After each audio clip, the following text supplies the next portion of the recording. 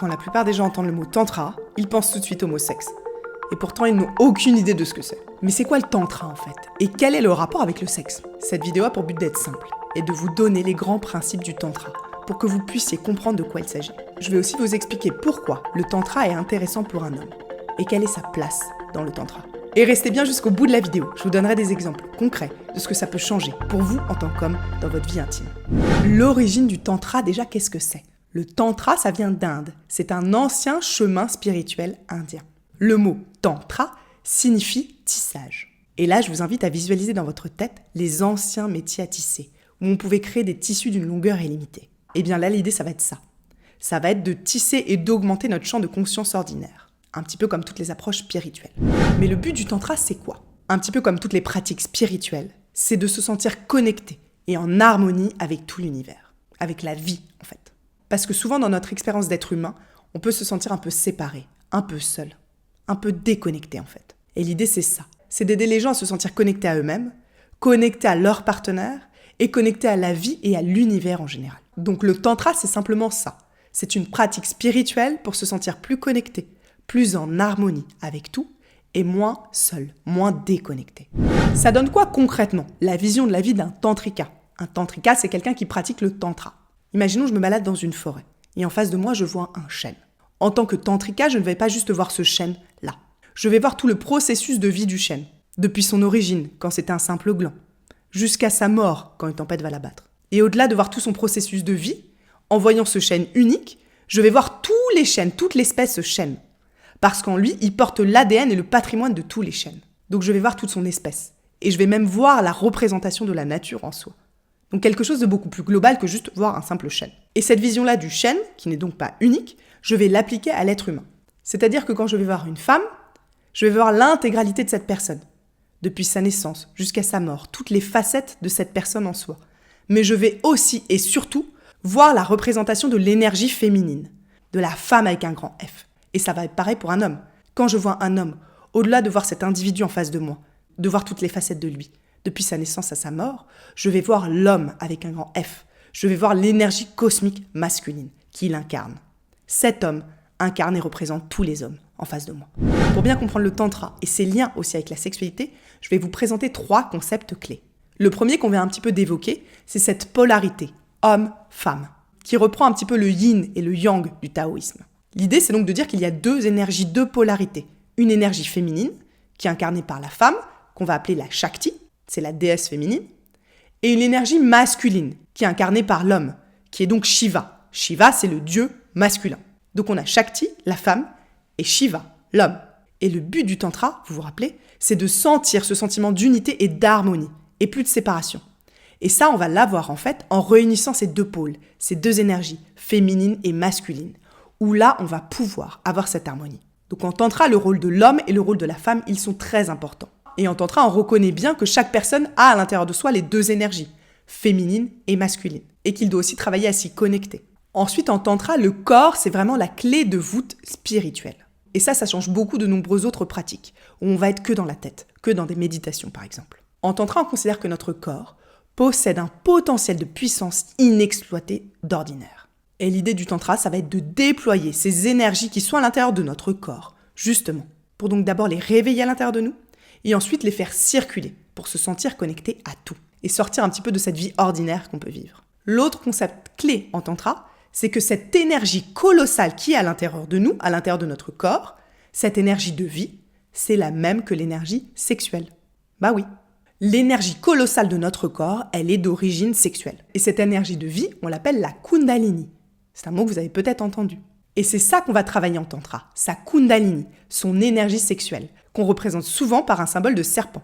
Le but, ça va être de réveiller ce serpent qui est endormi en bas au niveau des organes génitaux ou de la colonne vertébrale, et d'apprendre à le faire circuler et monter dans tout son corps. Attendez, si cette vidéo vous plaît, mettez un petit like et abonnez-vous, ça encourage vraiment toute l'équipe. Merci. En fait, on va le faire monter dans tous les chakras, pour ceux qui connaissent un petit peu.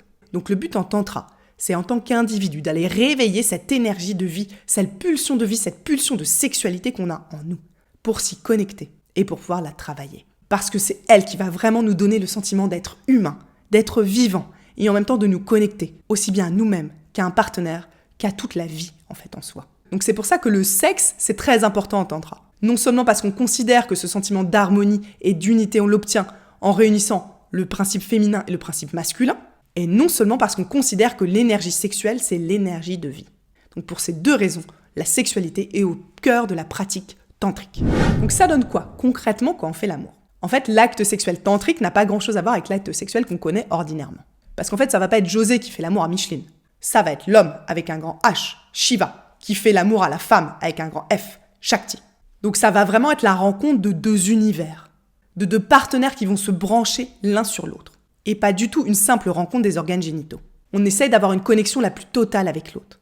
Au niveau des sens, au niveau de l'esprit, au niveau de l'énergie, au niveau du corps. Donc l'idée, ça va vraiment être d'aller explorer des choses qui sont beaucoup plus profondes, d'aller chercher de la fusion. En tantra, on ne va pas chercher l'éjaculation et on ne va pas chercher l'orgasme. Ça n'a pas d'intérêt. Ce qu'on va chercher, c'est ce qu'on appelle la contemplation extatique, l'extase. Et pas juste un spasme réflexe de quelques secondes.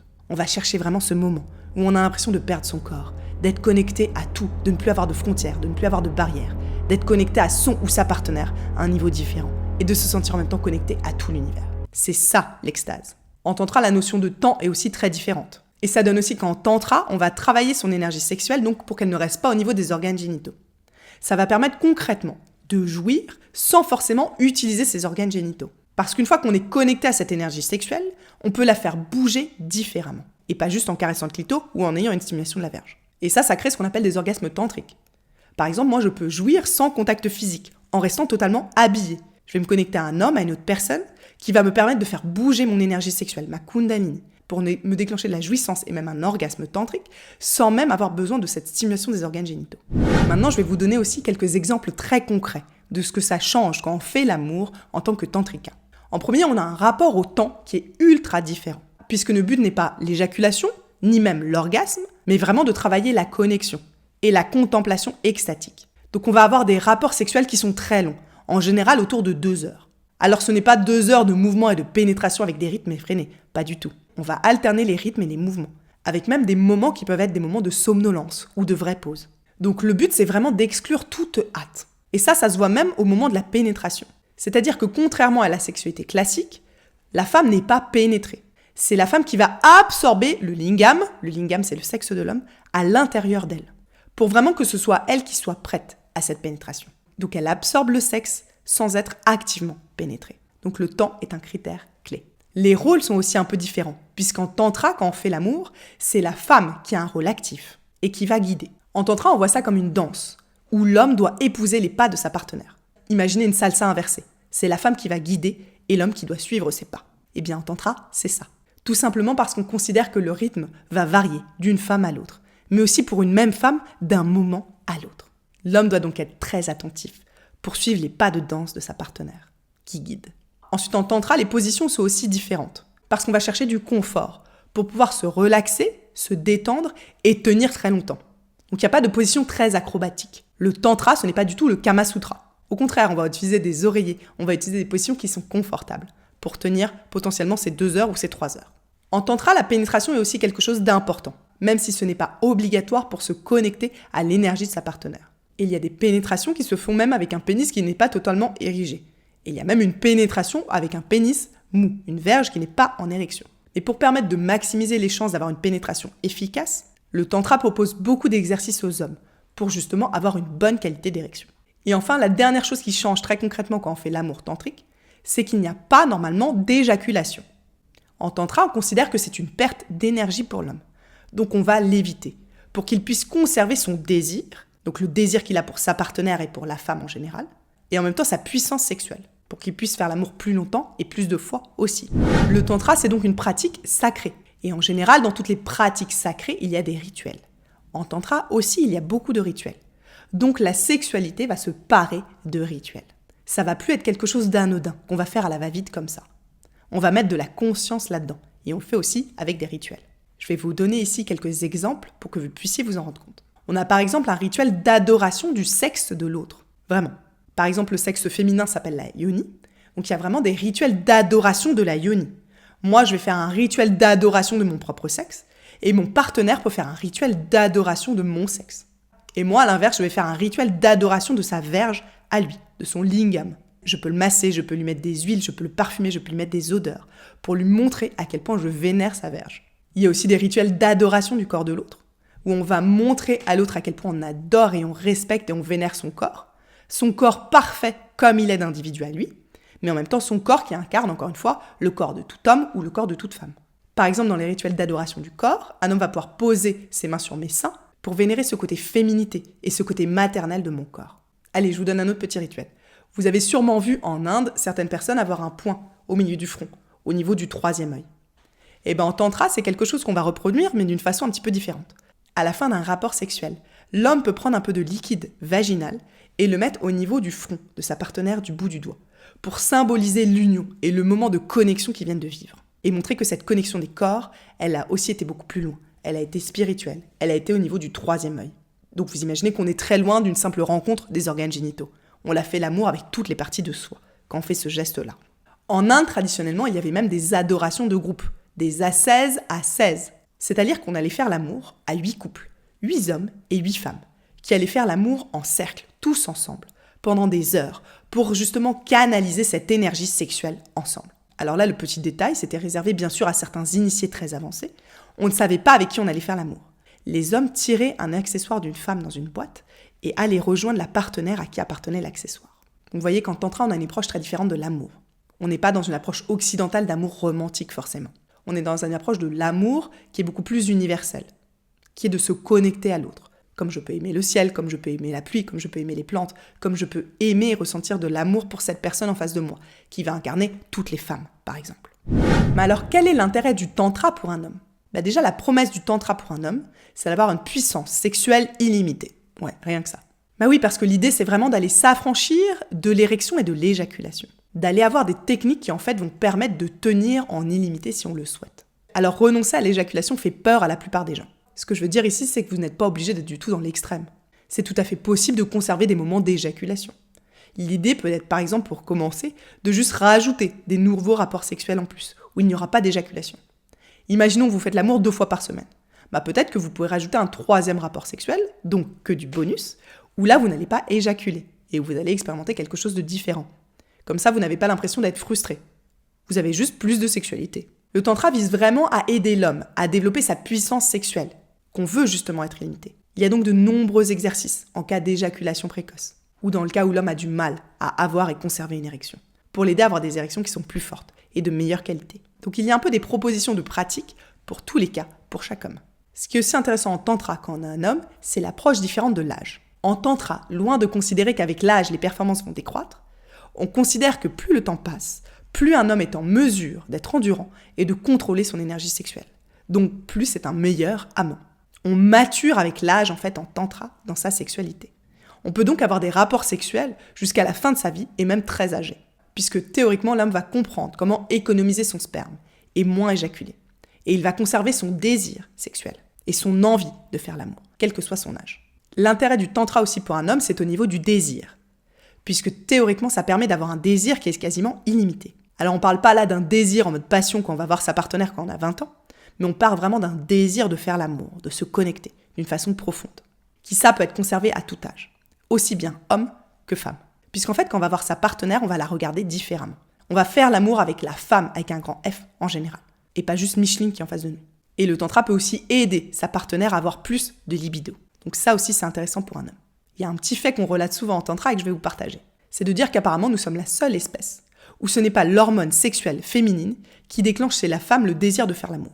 Par exemple, vous prenez une rate, vous allez lui injecter l'hormone sexuelle féminine, ça va la mettre en rut, ça va lui donner envie de faire l'amour. Chez la femme, ce n'est pas le cas. Si on injecte à une femme plus d'hormones sexuelles féminines, elle n'aura pas plus envie de faire l'amour.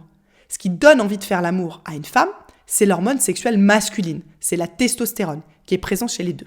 Donc en tantra, on considère que c'est un cadeau qui permet à la femme de désirer longtemps, puisque le désir chez la femme n'est pas considéré à son degré d'hormones sexuelles féminines. Donc c'est-à-dire que même au niveau de la ménopause, quand ces hormones sexuelles à elle vont commencer à décroître, sa fertilité va être affectée, mais pas sa capacité à avoir du désir sexuel. Et ça, c'est très important. Surtout qu'il faut 10 fois moins de testostérone chez une femme pour avoir du désir que chez un homme. Et l'idée du tantra, c'est d'aller l'aider à se connecter à ça aussi. L'intérêt donc du tantra aussi pour un homme, c'est de faire l'amour avec cette femme qui est beaucoup plus libérée, qui va beaucoup plus assumer sa féminité. Le fait d'être une femme avec un grand F. de pendant qu'elle fait l'amour, incarner cette énergie cosmique féminine, avec un rôle actif, et ne pas juste être un objet passif. Et ça permet de vivre une expérience qui est totalement différente. Parce que la femme, elle va s'assumer, elle va assumer sa féminité, elle va assumer son jeu érotique et toute sa puissance. Ça permet aussi donc d'avoir une connexion qui est très profonde avec sa partenaire, même si on est ensemble depuis longtemps, puisqu'on va changer la façon dont on fait l'amour. Et on ne va pas simplement se limiter à la connexion et la rencontre des organes génitaux. Et enfin, bien sûr, l'intérêt, puisque c'est une pratique spirituelle, c'est de vraiment ressentir ce sentiment de connexion, d'unité, d'harmonie avec toute la vie en général. Pour conclure, je voulais dire ici que le tantra, ce n'est pas une religion et ce n'est pas un dogme. C'est une pratique spirituelle. C'est une vision de la sexualité sacrée. Ce n'est donc pas incompatible si vous avez déjà une religion. Vous pouvez aussi pratiquer le tantra. La grande différence, contrairement aux religions, c'est que le tantra considère que le corps et la sexualité sont sacrés et sont une forme de prière, une forme de méditation, une forme de connexion en fait à Dieu, au divin, au sacré, mais qui existe en fait partout, à l'intérieur de nous et dans tout ce qu'on voit autour de nous. Et ça fait des dizaines d'années qu'en Occident, il y a de plus en plus de couples qui se tournent vers le tantra. Et avec raison, parce que ça peut vraiment permettre de développer et de créer une autre forme de connexion très profonde avec sa partenaire, surtout si on est ensemble depuis longtemps. D'aller vivre des choses qui sont différentes en fait, de la façon dont on va faire l'amour classiquement. Donc ce que je voulais vous dire ici, c'est que l'intérêt du tantra, il est énorme. Il peut vraiment vous permettre de vous sentir plus connecté, en harmonie, avec vous-même en premier, avec votre partenaire en deuxième, et avec toute la vie en général. En fait, vous allez vraiment vous sentir plus vivant. Ce que je vous propose aussi ici, c'est de voir le tantra, pas comme quelque chose de fermé, de strict, avec un cadre où vous seriez obligé de tout appliquer, mais plutôt d'en comprendre l'esprit, les grands principes, de s'en inspirer pour en glisser un petit peu dans votre vie et dans votre sexualité. Parce que ça peut tout changer. Voilà, si cette vidéo vous a plu, n'hésitez pas à vous abonner à la chaîne YouTube. Plus de 80% des gens qui regardent cette vidéo ne sont pas encore abonnés. Alors allez-y. Ici, j'aide les hommes à avoir une sexualité épanouie, à prendre plus de plaisir, à donner plus de plaisir à leur partenaire et à avoir une connexion profonde. Et ça, quel que soit leur âge et quelle que soit leur condition physique.